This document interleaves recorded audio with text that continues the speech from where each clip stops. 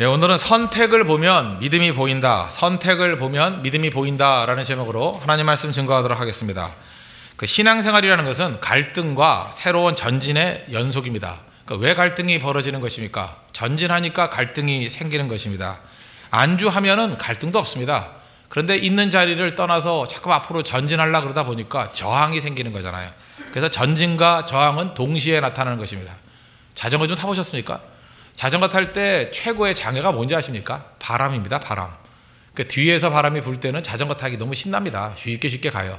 특별히 한강에서는 이 역풍과 순풍이 갈 때 올 때 아주 확연하게 느껴집니다. 거의 저녁 4시 이후 되면은 역풍을 맞을 때가 있고 순풍을 맞을 때가 있어요. 그래서 좀 지혜로운 사람은 방향을 어떻게 잡느냐? 처음 시작할 때는 역풍으로 시작해요. 돌아올 때는 지치니까 순풍으로 돌아오게. 그렇게 방향을 잡아야 된다는 것입니다. 그 여름과 겨울철에 약간 바람 방향이 바뀔 때가 있습니다. 근데 자전거를 타본 사람은 금방 아는데 역풍 속에 자전거를 타는 게 얼마나 힘든지를 알아요. 너무 바람이 셀 때는 20km도 안 나옵니다. 상당히 힘들고, 반면에 똑같은 힘을 가지고도 순풍이 불면 35km, 40km가 그냥 쉽게 나올 수 있다는 것입니다. 그런데 다 이것도 자전거 잘 타는 사람 얘기지. 동네에서 생활 바이크 타는 사람들 있죠. 바람에 아무 관계 없습니다. 시속 10km를 달리는 사람은요, 바람이 부는지 안 부는지도 모르고 어차피 기어가는 속도인데 뭐 바람이 뭐 중요합니까? 그러니까 동네에서 타는 그런 자전거는요, 저항하고 아무 관계가 없다는 거예요. 왜 그렇습니까? 속도가 워낙 나지 않으니까 그냥 놀고 있는 거예요. 놀고 있는 거. 그거는 뭐 아무것도 아닙니다. 그런데 속도가 적어도 25km에서 30km 정도 되면은 바람과 이 전진에는 굉장히 그 상관관계가 크다라는 것입니다. 우리 신앙생활도 마찬가지예요. 안주하면서 그냥 논의는 정도의 신앙생활을 한다 그러면 뭐 저항이라는 걸 별로 느끼지 못할 것입니다. 근데 성령께서 우리와 함께 해주시는 전진하는 신앙, 새로운 것을 향해서 도전하는 신앙을 갖게 되면 도전의 크기가 크면 클수록 저항의 폭도 훨씬 커진다는 것입니다. 그래서 전진과 저항, 이거는 뭐 뗄래야 뗄 수 없는 내용이다, 이렇게 말할 수 있다는 것입니다. 그러면 전진을 위해서 저항이 있는데 우리가 어떤 인생을 살아야 될 것인가? 우리 첫 번째 메시지는 뭐냐면 선택을 잘해야 되는데, 선택을 보면 그 사람의 믿음이 보인다는 것입니다.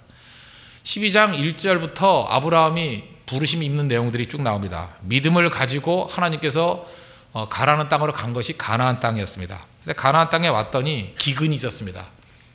이상하지 않습니까? 약속의 땅에도 기근이 있습니까? 있습니다. 하나님이 가래서 갔더니 12장 후반부에 보니까 처음 막다뜨린 게 기근이에요. 기근. 갈등이 있었습니다. 이게 아브라함의 경험이에요. 여러분들 하나님이 약속을 붙들었다 그러면 평탄함만 있는 게 아닙니다. 약속을 붙드는 그 순간부터 전진하는 거기 때문에 갈등이 있습니다. 시험이 있습니다. 기근이 있습니다. 그때 하나님께서 원하시는 게 뭐죠? 그거를 약속으로 이기기를 원하고 믿음으로 이기기를 원한다는 것입니다. 근데 창세기 12장 후반부에 보니까 아브라함이 아직도 믿음이 연약하죠. 기근이 오니까 어디로 도망을 칩니까? 애굽으로. 애굽으로 가가지고 뭐 아내 빼앗길 뻔하다가 간신히 구사일생으로 돌아오지 않습니까? 왜 그런 일이 벌어져요? 하나님보다 기근을 더 두려워했기 때문에. 실패하고 넘어졌습니다. 우리도 마찬가지입니다. 신앙생활 하다 보면 우리도 맨날 넘어집니다. 넘어지지 않았다라고 하는 건 다 거짓말이에요. 아브라함도 넘어졌고, 뭐 요셉도 넘어졌고, 다윗도 넘어졌고, 모세도 넘어졌고, 뭐 성경상에 나오는 인물 다 한 번씩 넘어졌습니다. 그러면 그 다음에 또 하나님께서 시험 문제를 주시거든요. 그때 풀면 된다는 것입니다. 그러니까 이렇게 생각하면 돼요. 언제 문제가 끝나죠? 풀면 끝납니다. 하나님께서 이렇게 한번 넘어지니까 이제 13장에 두 번째 문제를 주십니다. 이때는 승리했다라는 거예요. 어떻게 승리했습니까? 자기 자신의 이익과 명예를 포기하는 선택을 했기 때문에. 그래서 포기는 모든 신앙의 출발점입니다. 예수님 제자들 보십시오. 배와 아비를 버리고 예수님 따랐다 그러잖아요. 그러니까 포기를 못한다는 건 신앙의 출발도 하지 않았다, 그 얘기하고 똑같다는 것입니다. 13장에서 드디어 포기하고 손해보는 결정을 내린다는 거예요. 롯의 목자와 아브라함의 목자가 다투었습니다. 어떤 결정을 내리죠? 8절 9절 보십시오. 아브라함이 롯에게 이르되 우리는 한 친족이라 나나 너나 내 목자나 내 목자나 서로 다투게 하지 말자. 내 앞에 온 땅이 있지 아니하냐. 나를 떠나가라. 내가 좌하면 나는 우하고 내가 우하면 나는 좌하리라. 선택을 자기 조카 롯에게 맡겼습니다. 믿음이 없을 때는 나 자신만이 중요합니다. 그래서 모든 것이 자기 중심이에요. 자기 중심적인 사람은 아직도 믿음이 없는 것입니다. 그런데 믿음이 생기면 하나님 중심이 돼요. 중심이 바뀌어버리는 것입니다. 하나님 중심이 되니까 판단과 선택이 다 달라져 버린다는 것입니다. 믿음이 없으면 자기 이해관계에 예민합니다. 그래서 손해보는 일을 절대 못하고요. 그 다음에 그 어떤 포기하는 일 절대 못한다는 것입니다. 근데 신앙이 생기면 달라집니다. 하나님 중심이 되고 손해볼 줄 알아요. 포기할 줄 알아요. 그래서 여러분들이 어떤 사람을 쭉 볼 때, 야, 저 사람은 어떻게 저렇게 포기를 잘하나? 어떻게 저 사람은 저렇게 손해볼 줄 아나? 어떻게 저 사람은 저렇게 무고한 일을 당해도 참을 수 있나? 그거 왜 그렇습니까? 신앙이 있기 때문에 그래요. 신앙이 있는 사람은 그것을 다 감내할 수 있는데, 세상 사람과 똑같이 손해볼 줄 모르고 포기할 줄 모르고 어떤 때는 뭐 이해관계 있으면 절대로 놓치지 못하는 것은 아직도 신앙의 세계에 들어서지 못했기 때문에 그렇다라는 것입니다. 아브라함은 겉으로 볼 때 손해보는 것 같은 결정, 그 다음 포기하는 것 같은 결정을 내렸습니다.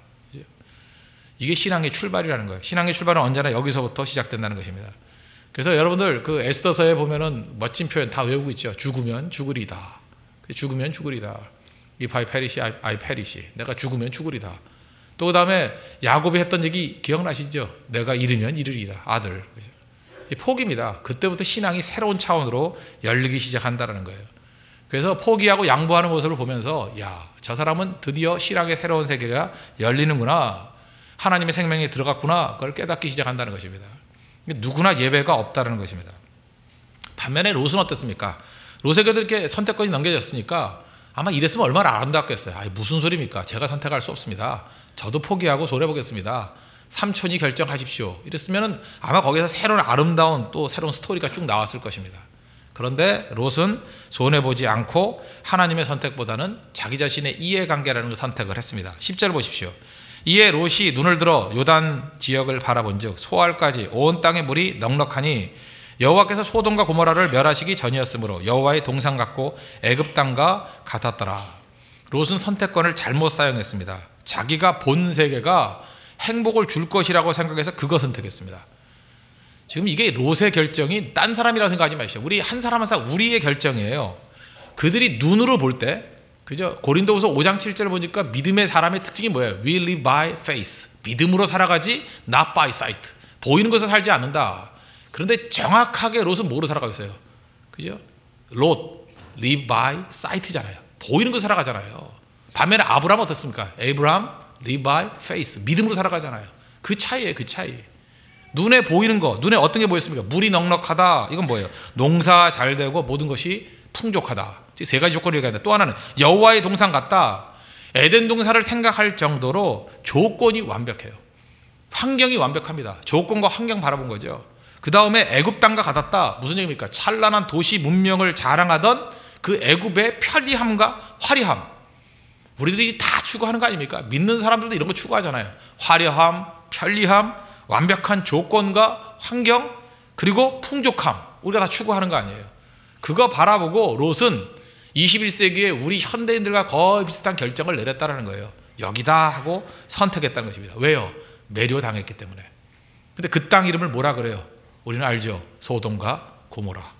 아마 역사상 가장 무서운 심판을 받았던 것이 소돔과 고모라입니다. 근데 그들의 눈에는 가장 화려하고 편리하고 완벽한 조건을 가진 그런 풍요로운 곳으로 보였다는 것입니다.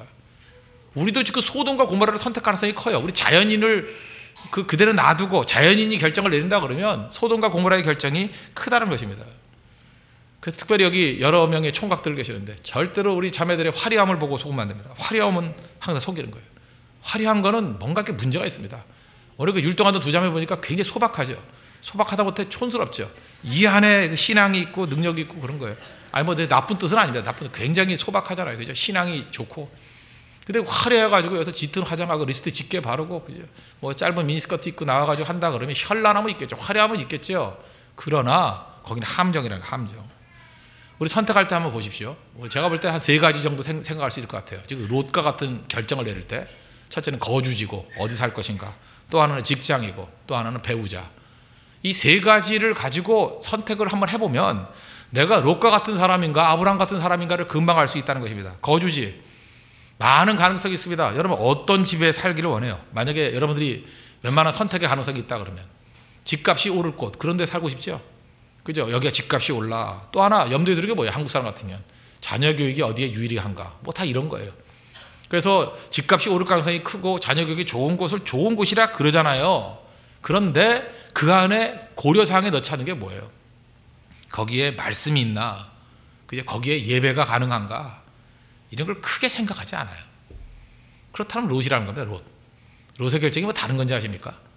이런 거는 3번, 4번, 5번에도 들어가지 아니하고 오로지 집값 오르는 전망이 좋은 곳, 그죠? 또 하나 뭐예요? 자녀 교육이 아주 좋은 학원 밀집가 뭐 이런 거, 뭐 제2의 뭐 청담동, 뭐 제2의 목동 이러면서, 그죠? 왜 제2예요? 제1로 하지 그냥. 뭐 그러면서 찾아다닌다 그러면, 그러면서 말씀과 예배를 소홀히 한다 그러면 롯의 결정과 별로 다르지 않다는 것입니다. 시간 지나봐요. 그 선택이 잘못됐다는 걸 금방 깨닫게 되는 거죠. 근데 실제로 우리 크리스찬이라 할지라도 어느 쪽을 더 많이 선택합니까? 세상 사람들과 별로 다르지 않는데 거짓 선택할 때 보면 믿음을 가지고 선택하는 사람들은 그리 많지 않습니다. 물론 홍대 세교회 성도들은 믿음 가지고 예배 때문에, 그죠? 더 많은 고려상을 두고 결정하는 걸 알고 있습니다. 그러나 일반적인 사회를 놓고 볼 때 거주지 결정할 때의 집값, 자녀 교육 이런 게 크지 예배냐 말씀이 있느냐 이게 큰 고려상이 아니더라는 것입니다. 그러면 롯의 결정이에요. 또 직장 상태도 마찬가지 아닙니까? 어떤 직장이 좋은 직장입니까? 월급 많이 주고, 그죠? 남들이 부러워하는 직장, 뭐 대기업, 아니면 뭐 사자 들어가는 뭐 전문직, 이런 것들을 되게 따지잖아요. 그죠? 그거 화려하고 그게 가치가 있고 누구나 하려고 그러는 거 아닙니까? 그런데 여러분들 실제로 그 안에서 진짜 이게 뭐 액세서리가 아니라 진짜로 하나님의 영광이 있는가? 그것을 통해서 하나님의 사명을 이룰 수 있는가? 그런 고려해 봅니까? 그런 고려상이 그렇게 크지 않은 것 같아요. 물론 들어가고 난 다음에 뭐 그런 것들을 갖다 이렇게 갖다 붙이는 사람은 있지만, 만약에 하나님의 영광과 하나님의 사명이 더 큰 동력이 돼가지고 움직이는 거, 그렇게 크게 보이는 것 같지 않습니다. 그렇다 그러면 롯의 결정과 그리 다르지 않다는 것입니다. 가장 리얼한 건 뭐예요? 배우자 선택. 뭐 믿음이 좋고 다 좋다 그러지만 선택할 때 뭘 봐요? 뭐 학벌 보고, 가문 보고, 재산 보고, 키 보고. 뭐 나쁘다는 거 아닙니다. 하나님께서 그렇게 그 열성 인자를 따라가는 건 우리 본능이 아니잖아요, 그죠? 우등한 걸 따라가라는 거, 그 하나님이 좀 메시지라고 생각합니다. 자기에게 더 좋은 배우자 다 좋다라는 거예요. 그러나 그 사람과 만나가지고 과연 그 사람이 예배의 동력자가 될 수 있는 것인가? 하나님의 사명을 같이 이룰 수 있는 사람인가? 그게 진짜 액세서리가 아니라 진짜 중요한 건가요? 그렇지 않죠. 다른 건 다 양보해도, 그죠? 뭐 양보할 수 없다라는 거, 그 예배 아니에요. 어떤 사람들 보면. 뭐 어떤 사람은 키가 될 수도 있고, 어떤 사람은 학벌이 될 수도 있고. 그래서 그 선택하는 걸 보면은 그 사람이 평소에 말하는 것과 또 실제적인 믿음의 내용들을 금방 구분해낼 수 있다는 것입니다. 우리는 사실 내가 누군지 스스로도 몰라요. 내가 누굽니까? 나 잘 몰라요. 근데 뭘 보면 알아요? 선택하는 거 보면 알아요. 집 선택 어떻게 하느냐 보면 그 사람이 누군지 알고요. 직장 선택 어떻게 하느냐 보면 그 사람이 누군지 알고요. 배우자 선택 어떤 식으로 하느냐 보면 그가 누군지 금방 알아요. 이제 스스로 조용히 한번 물어보세요. 내가 롯이에요? 아브라함이에요? 롯이에요? 아브라함이에요? 실제로 롯인 사람이 훨씬 더 많습니다. 아브라함 아닐 때가 많아요. 그러니까 오늘 메시지가 뭐예요? 아브라함과 같은 길을 걸으라는 것입니다. 여러분, 선택에서 믿음을 보이십시오. 말이 아닙니다. 그 사람이 어떤 선택의 길을 걸어가고 있는가, 그게 그 사람의 믿음이라는 것입니다. 결국 겉으로 볼 때는 롯이나 아브라함이나 비스무리했어요. 축복도 비슷하게 받고.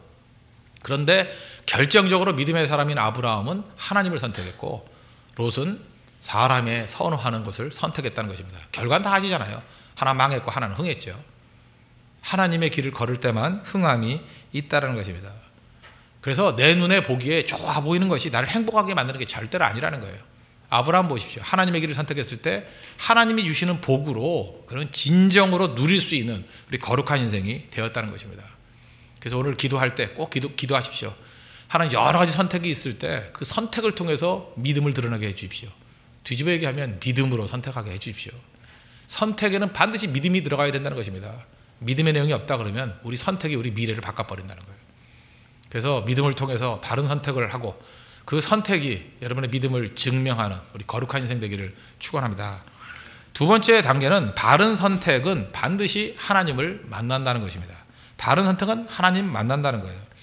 아브라함을 떠나는 롯입니다. 11절 보십시오. 그러므로 롯이 요단 온 지역을 택하고 동으로 옮기니 그들이 서로 떠난지라. 롯은 하나님을 선택하지 않고 세상을 선택했습니다. 사람의 눈에 보기 좋은 행복을 선택했습니다.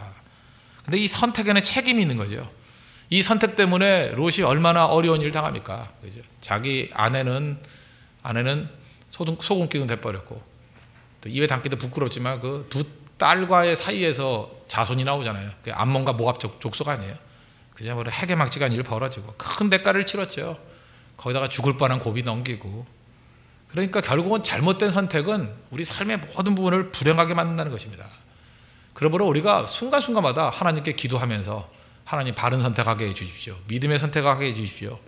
또 말씀을 근거로 한 선택하게 해주십시오. 그럴 때 승리하게 된다는 것입니다. 그리고 무엇보다도 롯의 선택 가운데 잘못된 이유 중에 하나는 뭐냐? 아브라함을 떠난 것입니다. 아브라함은 복된 사람 아닙니까? 복의 근원 아니에요? 복의 근원. 하나님의 축복의 사람 아닙니까? 아브라함 떠나서 뭐가 잘 되겠어요? 여러분들 인생을 살면서 그렇게 생각하면 돼요. 이렇게 눈치가 좀 있어요. 눈치를 좀 보면은 그 되는 사람이 있죠. 되는 사람. 저 사람 분명히 하나님이 되는 사람, 되게 만드는 사람이야. 저 사람 분명히 하나님의 축복이 많은 사람이야. 그럼 그 사람 떠나면 안 돼요. 그 사람 옆에 있어야 된다고요. 그래서 사람을 사귀어도요, 좀 기도 많이 하는 사람을 친구로 사귀어야 돼요. 돈 많은 사람이 아니고, 저 기도 많이 한다 그러면 좀 친하게 지내면 안 될까요? 이러면서, 그죠? 얼쩡대고. 그 다음에 뭐 중보기도 많이 한다 그러면 그런 데 가서 얼쩡대야 돼. 그죠? 거기 가서 끼고. 그죠? 그러면 여러분 된다고. 기도하는 사람 옆에서 벼락 맞았다는 소리 들어봤어요? 기도하면 된다. 기도하면 꼭 되는데, 그죠? 뭐 기도하는 사람 불러다가 야 모여라, 뭐 극장 가자, 뭐 영화가 있다, 뭐 역시 영화는 조조야, 이러는 사람들. 그죠? 인생 뭐 결국은 조지죠. 그건 인생이. 문제가 되는 거죠. 그건. 그러니까 문제가 된다고. 그러니까 어느 그룹에 끼느냐에 따라 틀리는 거죠. 그죠? 또 믿음의 사람 만나면 믿음이 성장하게 돼 있다는 것입니다. 참 묘하죠.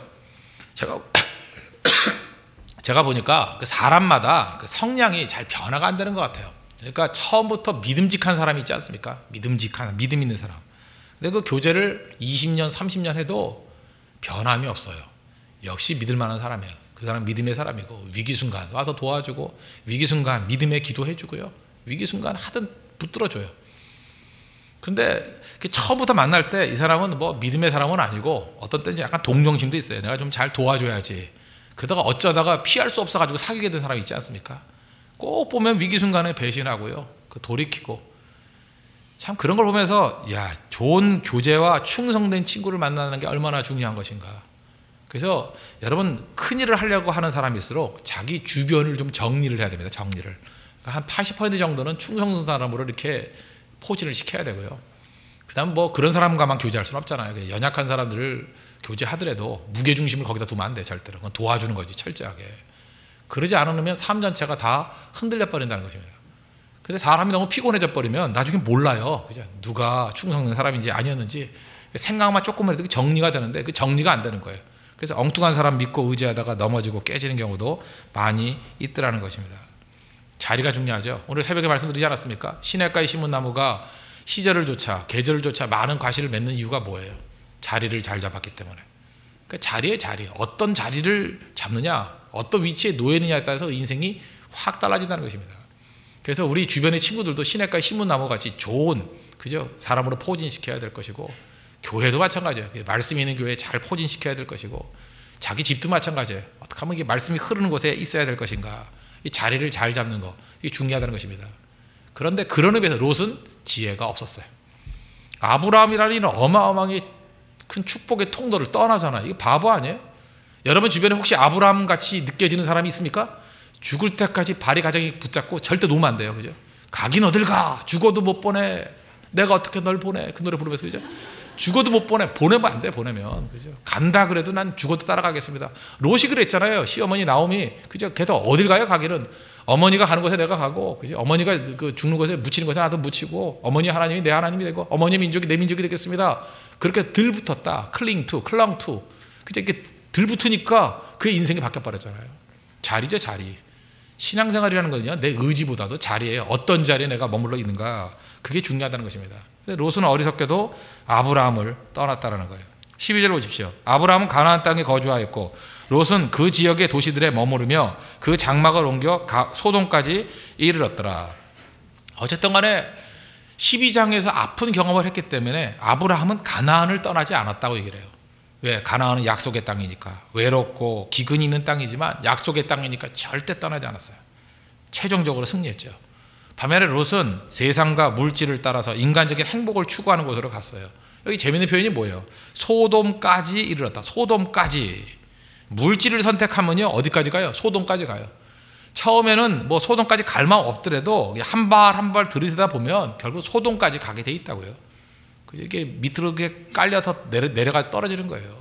그래서 우린 좁은 길로 가야 되겠죠. 마태복음 7장 13절 보니까 좁은 문으로 들어가라. 멸망으로 인도하는 문은 크고 그 길이 넓어 그리로 들어가는 자가 많고, 많은 사람들 다수가 가는 길 조심해야 된다는 것입니다. 근데 소돔까지 갔대요. 근데 소돔이 어떤 것이에요? 13절. 소돔 사람은 여호와 앞에 악하며 큰 죄인이었더라. 이거는 언제나 그렇습니다. 언제나 화려함과 쾌락 뒤에는 항상 죄가 있습니다. 죄가 있어요. 인간의 화려함과 쾌락 뒤에는 반드시 죄가 있다고요. 넓은 거 뒤에는 멸망이 있습니다. 반면에 좁은 길은 불편합니다. 그러나 불편하다고 불행한 거 아니에요. 편하다고 평안한 것도 아니고 하나님이 계신 곳에 진정한 믿음이 있고 능력이 있다는 것입니다. 그래서 미련해서 넓고 편한 것만 좋아하는 선택하지 마시고 기준이 있어야 돼요. 그래서 예수 믿는다는 건 뭐예요? 기준이 세워진 사람이에요. 기준. 나는 함부로 아무 데나 안 가요. 그거예요. 어디로 가요? 약속이 있는 곳에 갑니다. 약속이 있는 곳에 갑니다. 그래서 우리는 언제나 기준을 보여줘야 돼요. 그 사람이 말을 안 해도 저 사람은 어떻게 할 것이다 라는 것이 이게 예측이 가능해져야 돼요. 왜? 기준이 있기 때문에. 기준 있는 사람은요 예측이 가능해요. 예를 들어서 저하고 뭐 그 주일에 약속을 했다 그러면 제가 예배 오겠어요? 약속하겠어요? 뭐 관심도 없어요. 분명히 예배 오겠죠? 그죠? 예, 그 기준이 있잖아요. 기준이. 제가 새벽에 새벽기도 하겠어요? 뭐 딴 약속이 있으면 조찬 모임 가겠어요? 그거 모르겠어요, 여러분? 대통령이 부른다고 해서 가겠어요? 대통령 부리는 뭐 조찬 모임 한다고 가겠어요? 새벽기도 하지? 안 가요, 그거. 기준이 있기 때문에 그래요. 그래서 다 예측한다고. 저 사람은 기준이 있기 때문에 분명히 저런 행동을 할 거야. 이 패턴이 보이네요, 패턴이. 기준이 있어야 돼요. 아브라함은 드디어 기준이 생기잖아요. 가나안 떠나지 않아. 그죠? 근데 롯은 어떻습니까? 기준이 없잖아요. 눈에 보이기 좋은 대로. 그 사사기에 보이는 사람들의 모습같이 보이지 않습니까? 그래서 가나안에 머무르고 롯은 떠나갔다는 것입니다. 그리고 아브라함 홀로 남았습니다. 신앙은 홀로 남는 겁니다. 오늘도 혼자 보내신 분들 계십니까? 신앙은 홀로 남는 거예요. 언제나 하나님께서는요 주변 사람을 다 거두시고 혼자 남게 만드십니다. 그래야 하나님을 만나니까. 제가 일전에 말씀드렸죠. 고독과 외로움의 차이가 뭐냐. 고독은 혼자 있을 때 플러스 되는 게 고독이에요. 혼자 있을 때 힘을 얻고 혼자 있을 때 하나님을 만나고 혼자 있을 때 믿음이 성장하고 혼자 있어서 유익이 있는 거 그게 고독이에요. 근데 혼자 있으면 막 깨지는 사람이 있죠. 혼자 있으면 막 우울증에 걸리고 혼자 있으면 괴롭고 막 벽 긁고 막 그죠? 자해하고 막 볼펜으로 팔 찌르고 이러면 그거 안 돼요. 그 외로움이에요, 외로움. 그러니까 외로움이 있을 때는 빨리 그 혼자 있는 곳에서 벗어나가지고 사람들 있는 곳에 들어가야 돼요. 들어가야 회복이 된다고요. 그게 외로움이에요, 외로움. 고독은 뭡니까? 혼자 있을 때 유익한 거예요. 그죠?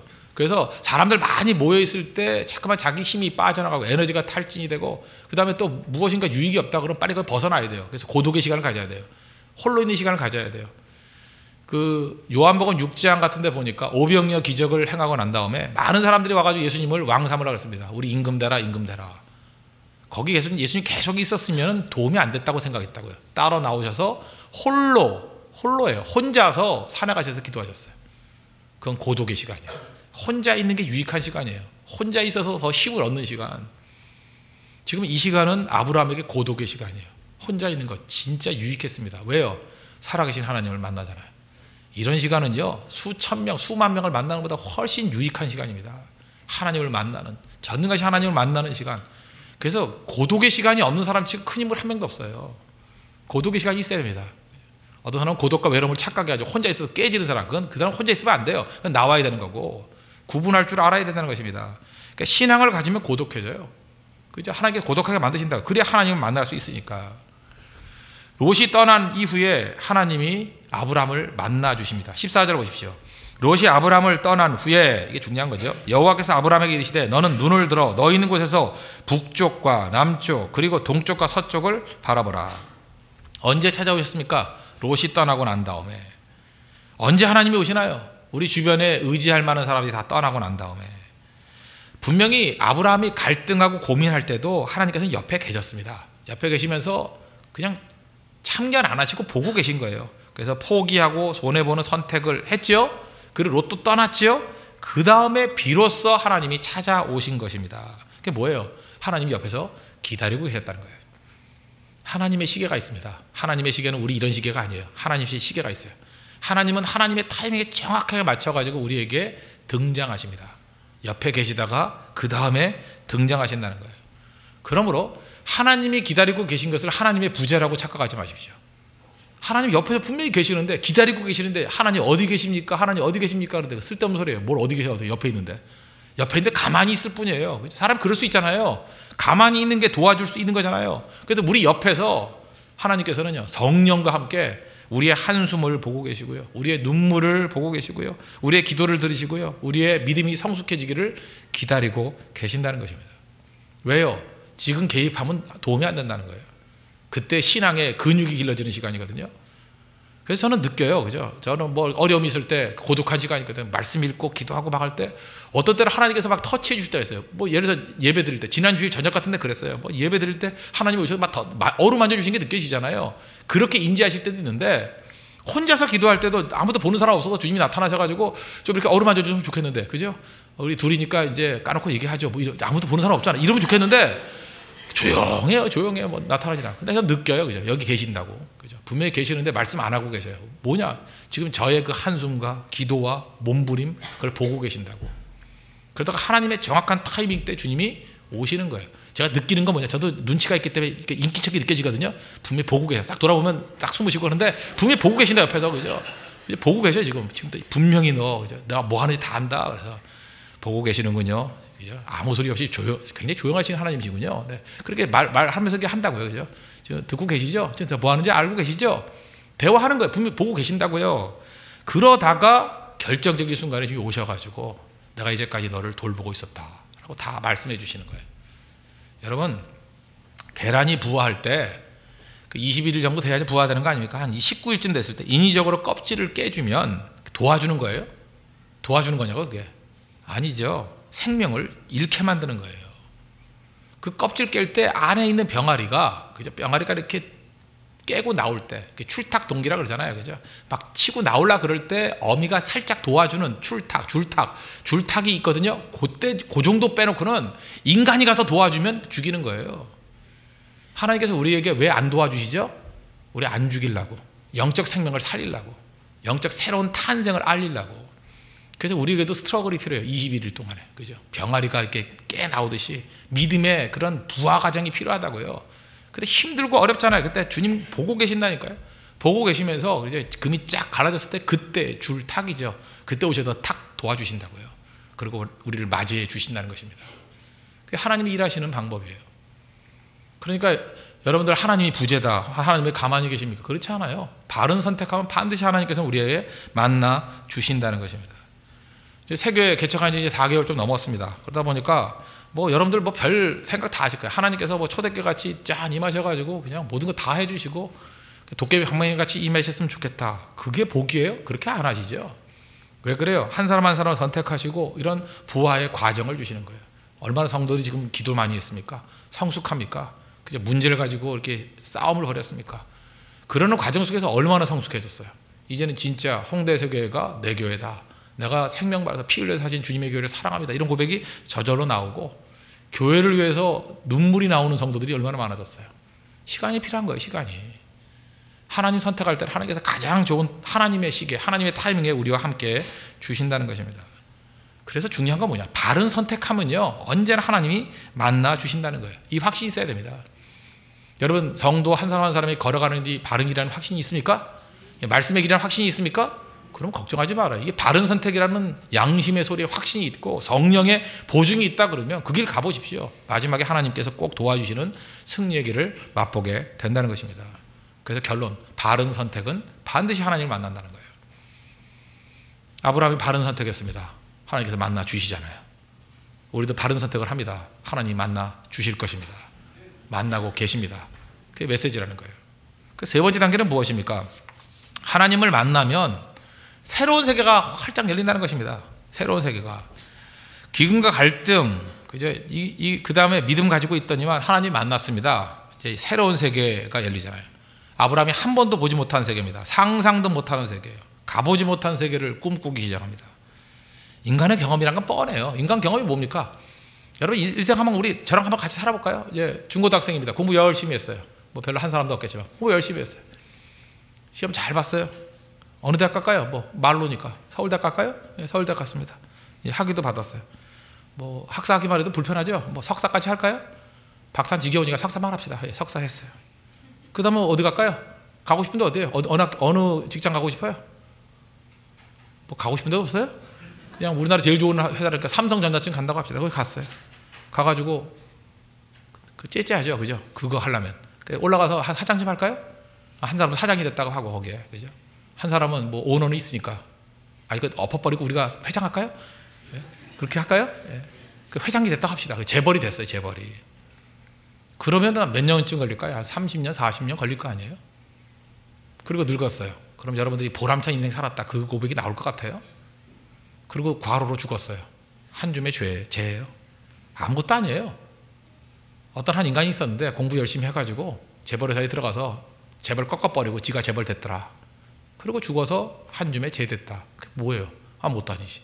역사에 그런 사람이 얼마나 많은데. 역사에 그런 사람을 찾는다 할지라도 제가 볼 때 한 수천 명은 될까, 수천 명. 아무 의미 없어요. 시간이 지나면 아무것도 아닙니다. 근데 우리 많은 인간들은요, 한 줌의 죄를 위해서 피나는 노력과 경쟁과 싸움을 한다는 거예요. 실제로 그래요. 아무것도 아니거든요. 그 얻지 못한 사람들이 많지만 그 얻어봐야 아무것도 아닌데. 그런데 하나님을 선택하면요, 놀라운 일이 벌어집니다. 상상할 수 없는 세계에 우리를 이끌고 가고요. 거기서 놀라운 일이 벌어져요. 14절 보시죠. 롯이 아브람을 떠나는 후에 여호와께서 아브람에게 이르시되 너는 눈을 들어 너희 있는 곳에서 북쪽과 남쪽과 그리고 동쪽과 서쪽을 바라보라. 동서남북 이게 무슨 뜻이에요? 세계라 때 세계를 바라보라. 믿음은 새로운 세계를 바라보는 눈을 준다는 것입니다. 하나님 만나면요, 저는 하나님 만난 모든 사람의 공통점이라고 생각해요. 이전에 보던 눈이 아니에요. 그 개눈이 아니라 하나님 눈으로 바뀌어요. 그래서 하나님께서는 언제나 새로운 세계를 향해 나가게 만듭니다. 그래서 이건 비전도 아니고 뭐 메시지도 아니에요. 그냥 하나님 만나면 눈이 다 바뀌어버린다니까요. 옛날에 좋았던 게 좋지 않아요. 아니, 태양을 본 사람이 촛불에 만족하겠어요? 하나님이라는 태양을 맛본 사람은 절대 촛불에 만족하지 않습니다. 진짜 좋은 걸 본 사람은요, 뭘 봐도 만족 못해요. 제가 그래도 적어도 나이아가라 폭포를 한 10번쯤 본 사람이에요. 나이아가라 폭포. 그거 한 10km 바깥에서 소리가 우웅 소리가 날 정도로 대단한 폭포예요. 그걸 미국 쪽에서도 봤고 캐나다 쪽에서도 봤고 봤어요. 내가 나이아가라 폭포를 보고 난 다음에 한국에 있는 폭포가 폭포 같지를 않아요. 천지연 폭포. 저게 왜 애 오줌 줄기 아니야? 그렇게 느꼈어요. 폭포도 아니야. 폭포도 아니야. 그러니까 나이아가라 폭포, 이과수 폭포 이런 걸 본 사람은요, 한국에 있는 어떤 폭포를 보더라도 폭포라고 그러질 않아요. 저건 무슨 뭐 지류의 물줄기라 그러지. 폭포도 아니에요. 폭포가 그 나이아가라 폭포에 비하면 천재 폭포라면 몇 분의 1이라고 말할까? 만분의 1. 만분의 1도 안 돼. 만분의 1도. 폭포도 아니에요. 폭포도 그건. 근데 전능하신 하나님을 바라본 사람, 태양을 바라본 사람이 촛불에 만족을 해요? 만족 못하죠. 하나님 만나면요, 스케일이 달라져요. 여러분들 이렇게 쪼잔한 인생, 지저분한 인생 사는 이유가 뭐죠? 하나님 못 만나서 그래요. 만나보면요, 그 작은 싸움 안 벌어요. 큰 싸움 벌이지. 바울 보십시오. 바울, 이스라엘 사람입니다. 유대인이에요. 그는 정말 유대인들 사랑했어요. 이스라엘 사람 사랑했어요. 로마서 9장에 나오잖아요. 동족을 사랑하는 사람. 예수님 만나니까 새로운 세계가 열립니다. 어떤 세계예요? 이전까지 개처럼 여겼던 이방인들이 생명으로 보이기 시작해요. 이방인의 구원이 보이기 시작해요. 유대인보다 100배가 보여요. 1000배, 10,000배 되는 세계가 보여요. 우주적인 스케일로 전도하는 게 보여요. 그래서 로마서 11장 13절 이렇게 하잖아요. 내가 이방인이 너에게 말하노라. 내가 이방인의 사도인 만큼 내 직분을 영광스럽게 여기노라. 사도 바울에게 당신 그 영광이 뭡니까? 그러면 딱 그럴 거예요. 이방인의 사도인 내가 이 직분을 영광스럽게 여기노라. 그걸 바라보기 시작했다는 거예요. 그게 영광이라는 거. 그죠? 개같이 여기던 이방인들이 하나님의 귀중한 자녀가 될 수 있다는 그 영광스러운 세계. 하나님 만나면 이런 세계가 열린다는 것입니다. 요한을 보십시오. 요한 말년에 요한은 100세 넘게 살았다 그러죠. 끌려갔어요. 반모섬에. 반모섬은 지금도 가보면 버려진 황무지 같은 섬이랍니다. 조그마한 섬이에요. 그럼 하나님께서 여러분들 반모섬 같이 황량한 곳에 여러분을 이끌어갈 수 있잖아요. 그렇죠? 초라한 곳. 초라하면 어때요? 거기서 기도하고 예배 드리니까 하나님의 음성을 듣잖아요. 요한계시록 1장 9절 보니까 나 요한은 너희 형제요 예수의 환난과 나라와 참음에 동참하는 자라. 하나님의 말씀과 예수를 증언하였으므로 말미암아 반모라 하는 섬에 있었더니 유배 같습니다. 주의 날에, 그 주일날이죠. 내가 성령에 감동되어 내 뒤에서 나는 나팔 소리 같은 큰 음성을 들으니 하늘이 열리면서요, 하나님의 음성이 들려오고 그때 환상을 보기 시작합니다. 그게 뭐예요? 요한계시록. 요한계시록이 반모섬이라는 가장 초라한 곳에서 온 우주의 역사를 다 보게 만들겠다. 장소가 뭐 필요해요? 장소가. 내가 서 있는 것, 하늘 문이 열리는 것이 요한계시록의 장소예요. 하늘 문이 열리는 것. 그래서 여러분 지혜로운 사람은요 어느 곳을 가든지 기도와 하나님의 능력을 통해서 하늘 문을 열어버리는 거예요. 지금 우리나라도 이제 새로운 대통령을 뽑는데 좀 하늘 문을 여는 대통령이 나왔으면 좋겠어요. 하늘 문을 활짝 여는. 지도자는 그런 거예요. 하늘 문을 열어버리는 거예요. 하늘 문을 열어야 돼요. 교회도 마찬가지입니다. 하늘 문을 열려버리면 교회는 풍성해진다는 거예요. 하늘 문을 여는 거예요. 요한계시록의 그 내용이 뭐예요? 하늘 문을 열어버렸잖아요. 반모섬에서 그것도. 여러분 서 있는 곳이 지금 험악한 곳입니까? 반모섬입니까? 반모섬에서 하늘 문을 여십시오. 하나님 만나면 그런 일이 벌어져요. 하나님 만나면 하늘 문이 열리는 일들이 벌어지게 된다는 것입니다. 루터와 칼빈 보십시오. 그 캐톨릭이라는 우물한 개구리였어요. 캐톨릭이라는 틀 안에 갇혀있는 우물한 개구리. 정말 작았잖아요. 그러다가 하나님 만나, 예수님 만나고 난 다음에 성경을 읽자. 성경이 평기도에서 빼앗아 갔었잖아요. 캐톨릭에서는. 성경을 갖다가 모국어로 읽기 시작하니까 새로운 세계가 열리지 않습니까? 새로운 세계가 열리니까 개혁을 하잖아요. 종교개혁. 눈이 열리니까 개혁이 되는 거 아니에요? 뭐 개혁은 하자고 해서 개혁이 되는 게 아니에요. 눈이 열리면 보이니까 이전같이 살 수는 없는 거예요. 보이니까. 지금 내가 뭘 해야 될지 모르겠습니다. 그 얘기는 뭐냐? 안 보이기 때문에 그래요. 예배 드리십시오. 주님이 보여주십니다. 주님 만나십시오. 보여요. 훤히 보여요. 훤히. 지금도 내가 어떤 사람하고 결혼해야 될지 모르겠죠. 내가 무슨 직업을 가져야 될지 모르겠죠. 내가 목숨 걸 만한 일이 뭔지 모르겠죠. 아직 눈이 안 열려서 그래요. 눈이 열리면요. 그 다음에 그 보이기 때문에 보이는 곳을 향해서 나아갈 수 있다는 것입니다. 허든 테일러, 영국이라는 문화권에 막혀 있었어요. 근데 하나님께서 기도하는 가운데 활짝 문 열어주잖아요. 어디요? 중국이라는 나라. 중국을 보여주시고 많은 선교사들이 중국에 그 해안가만 있었어요. 그가 본 게 뭐예요? 해안가에 사는 사람은 중국인의 10%도 안 된다예요. 90%는 어디 살아요? 내륙에 살아요. 그래서 차이나 인랜드 미션, 차이나 내지 선교회, 그죠? 중국 내지 선교회. 그래서 내지로 들어갔죠. 내부로. 새로운 세계가 열리죠. 보여주시니까. 하나님 만나면 새로운 세계가 열린다니까요. 케임브리지 7인이라는 거 들어가죠. 케임브리지 대학에 7명의 똑똑한 애들. 그래서 이 영빈 문화권에서는요, 공부만 잘한다고 인정하는 건 아닌 것 같아요. 공부 잘하고 반드시 스포츠를 잘해야 돼요. 저는 이 기준 우리에게도 들어와야 된다고 생각해요. 그죠? 머리만 좋고, 이거 공부만 잘하고 운동 못하는 찌질이들, 그건 인간도 아니에요. 그건. 이 건강한 육체에서 뭐가 나오는 거거든요. 그래서 스포츠 반드시 잘해야 돼요. 스포츠를 잘하는 애 치고 성격 나쁜 애 하나도 없어요. 근데 공부만 잘하고 그 스포츠 못하는 애들은 반드시 큰 일칠 놈들이에요. 그죠? 이게 우울증 환자들이기 때문에 뭔가 아직 성격이 그 모난 애들이에요. 근데 스포츠를 열심히 하는 사람 치고 모난 인간이 없어요. 그죠? 이게 밝아지니까. 그런데 크리켓 챔피언이에요. 그 시티 스터드라는 사람. 그죠? 이 케임브리지에서 뭐 수석 졸업했다고 뭐 그런 얘기도 있고, 이건 설이에요. 성적을 본 적이 없기 때문에. 하여튼 굉장히 공부를 잘했대요, 거기서. 근데 뭐 수석이란 말도 있어요. 그죠? 그렇게 잘했던 사람인데 또 크리켓 챔피언이에요. 크리켓 챔피언. 그 정도면 뭐 모든 걸 다 갖춘 사람 아닙니까? 그러다가 이 사람이 누구에게 꽂히느냐? 허든 테일러에 꽂혀가지고, 그죠? 중국 갔다가, 그 다음에 중국에서 뭘 봤냐? 중국에서 어떻게 아프리카를 봤는지 모르겠어요. 아프리카가 보였어요. 그래서 아프리카 최초의 선교사가 됐어요. 새로운 세계를 확 열어버리잖아요.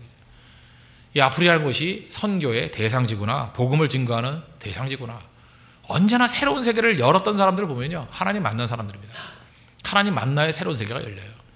지금 여러분 인생에서 이제 답답하죠. 뭘 어디로 가야 될지 길이 안 보이죠. No exit. 길이 막혔다. 그게 이제 실존주의 마지막 고백 아니었어요. 갈 길이 없다. 호텔 캘리포니아 그 얘기를 했죠. 어디 뭐 사막에 가지고 캘리포니아 호텔에 가봤더니 그저 뭐 날 환영하고 즐기고 있는데 이제 지루해서 갈라 그랬더니 갈 곳이 없대요. No exit. 갈 곳이 없대요. 그 호텔 캘리포니아에서 말하는 게 뭐예요? 그 갈급해하는 70년대의 그 영혼들, 젊은이들 갈 곳이 없다. 그때 누가 와서 하나님 만나게 만들고 하나님의 메시지를 증거해서 이게 길이다. 예수님 그러잖아요. 내가 곧 길이요, 진리요, 생명. I'm the way. 그치? 내가 길이라고. 나 따라오라고. 그 얘기를 못 하잖아요. 그 얘기를. 그 길이 열린다 그러면요, 환히 열려서 no exit이 하지. 길이 보여요. 예수님 그러잖아요. 요한복음 10장에서 나는 양의 문이라고. 내가 문이래, 문. 네 양떼들인데 내게 문으로 오래요. 날 통과하면은 갈 길이 보인대요. 문을 열어주잖아요. 문을.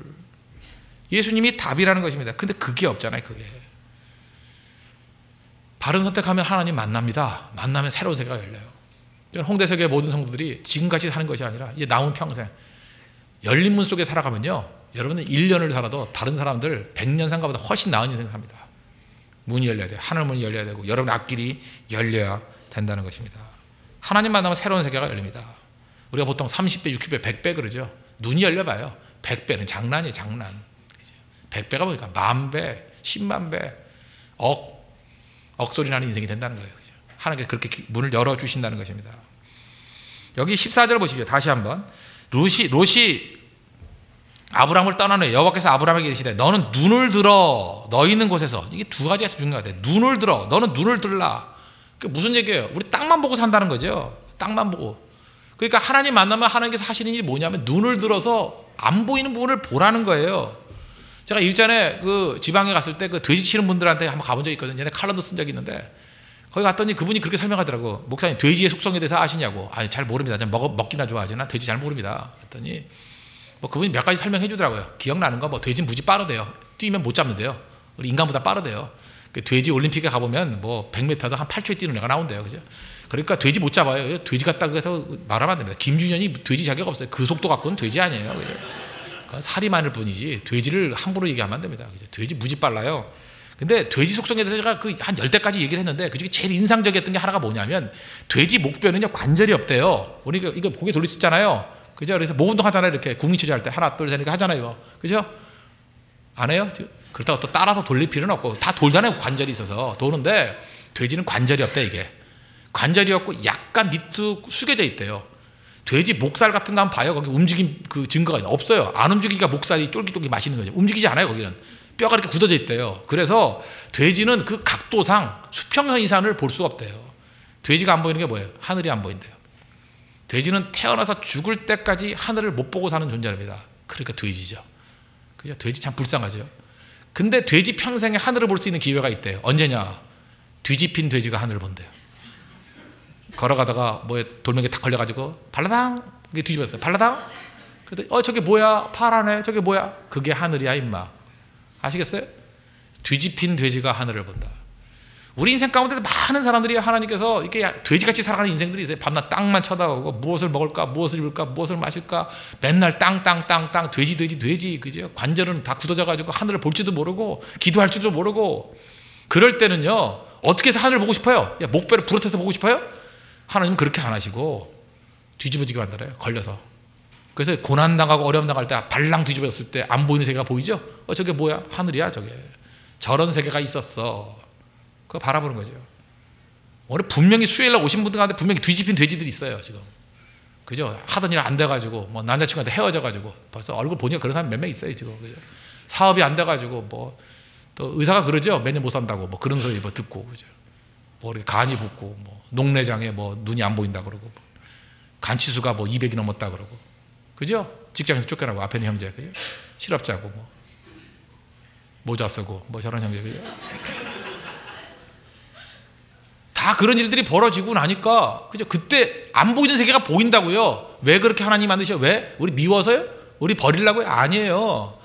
아무리 말씀을 증거해도 못 알아들으니까 한번 뒤집혀 보라는 거예요. 발랑 뒤집혀 보니까 이런 세계가 있었는데 이제는 이전같이 살아서는 안 되겠죠. 하나님 뒤집힌 돼지 되게 만들어주셔서 감사합니다. 뒤집힘의 은혜, 뒤집힘의 은혜. 뒤집어야죠. 새로운 세계를 바라봐야죠. 그래서 나아간다는 거예요. 너는 눈을 들어. 우리 돼지가 아니니까 고개만 들어도 봐야죠. 영적인 존재들이기 때문에 우리 하나님 바라봐야 돼요. 그죠? 오로지 그죠? 우리 구원의 주님 바라보라. 주님 바라보라. 주님 바라보는 인생 돼야 된다는 것입니다. 그래서 승리하는 거예요. 그 다음에 또 뭐예요? 너 있는 곳에서. 우린 진짜 현실을 싫어해요. 현실을 왜 싫어하죠? 현실은 고통스럽고 질척대고 따분하고 와 정말 현실만큼 싫은 게 없죠. 현실 진짜 싫죠. 현실 답답하잖아요. 현실. 그래서 현실 도피하려는 사람들이 얼마나 많습니까? 근데 내 모습 이대로 내 환경 이대로 현실이 진짜지 뭐 현실 빼놓고 뭐가 진짜예요? 과거 다 지나간 거 아니에요. 과거에 집착하는 사람 현재를 못 살아요.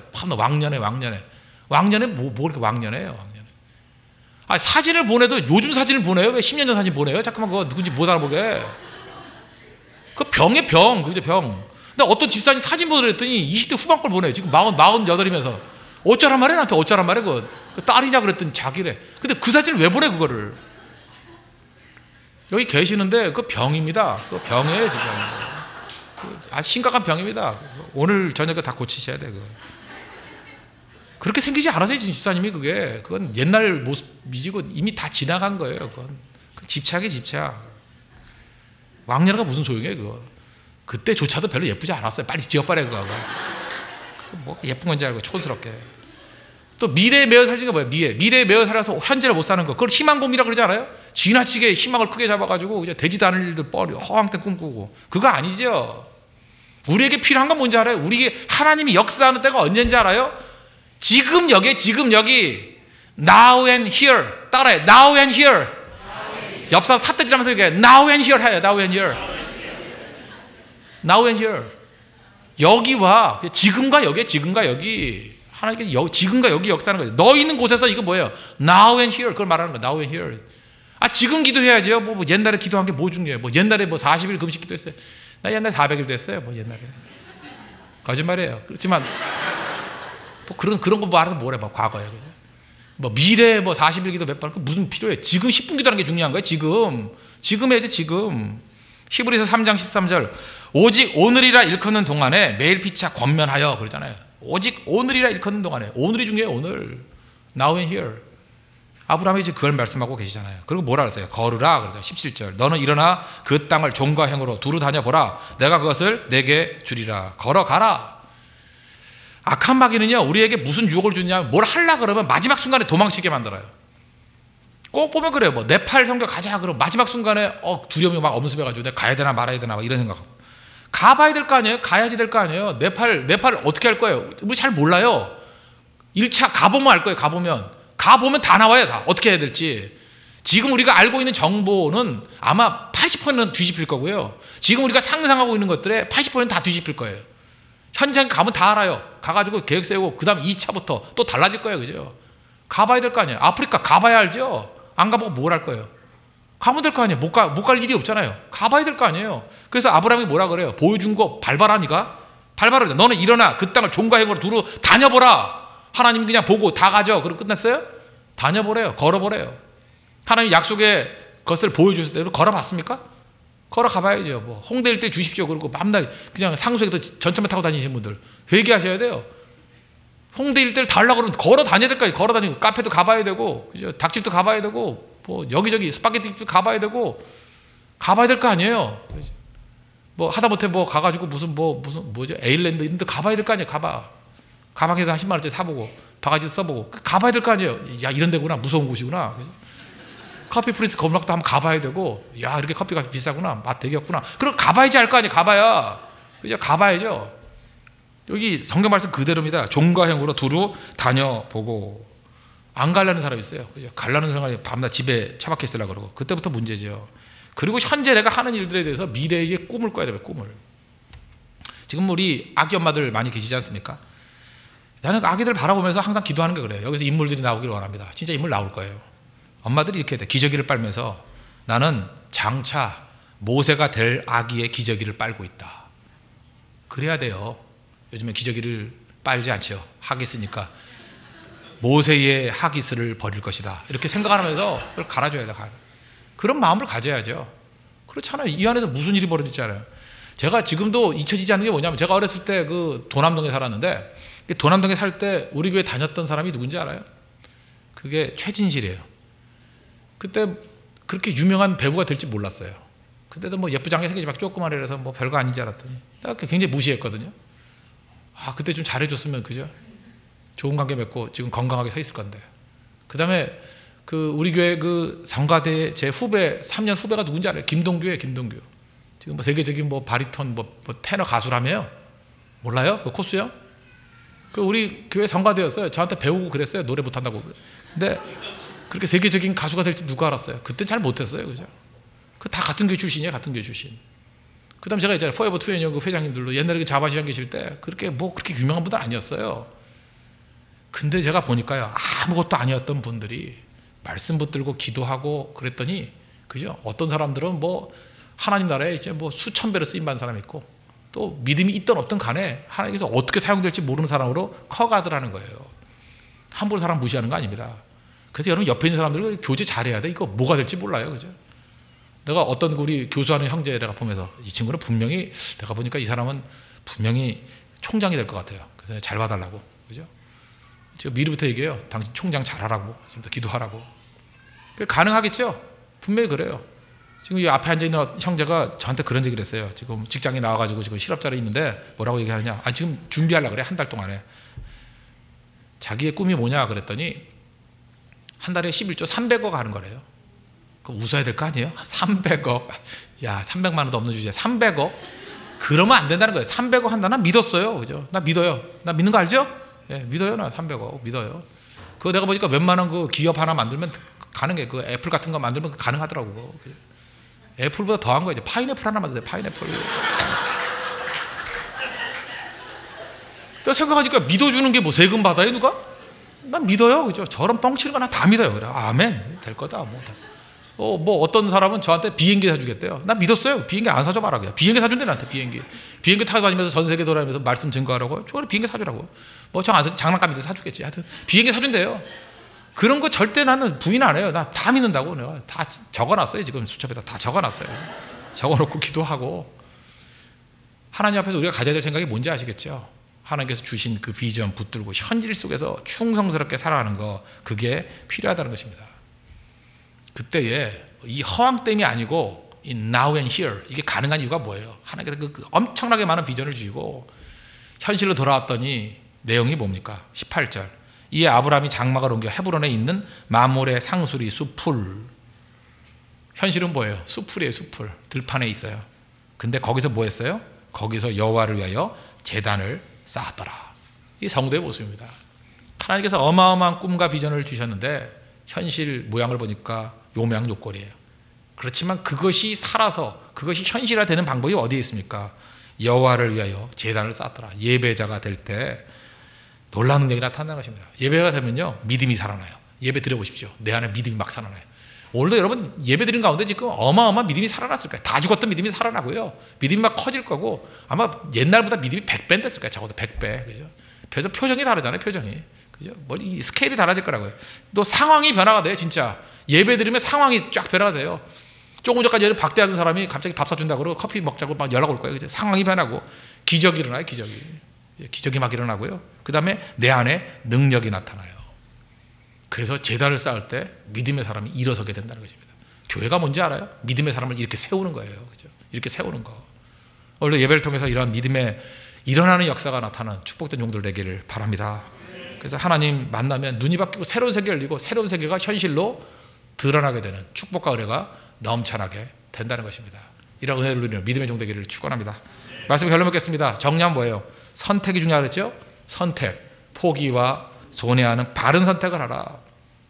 바른 선택을 하면 반드시 하나님 만나게 돼 있고 하나님 만나면 눈이 바뀌고 눈이 바뀌면 새로운 세계를 얻을 수 있는 권능의 종이 될 수 있다는 것입니다.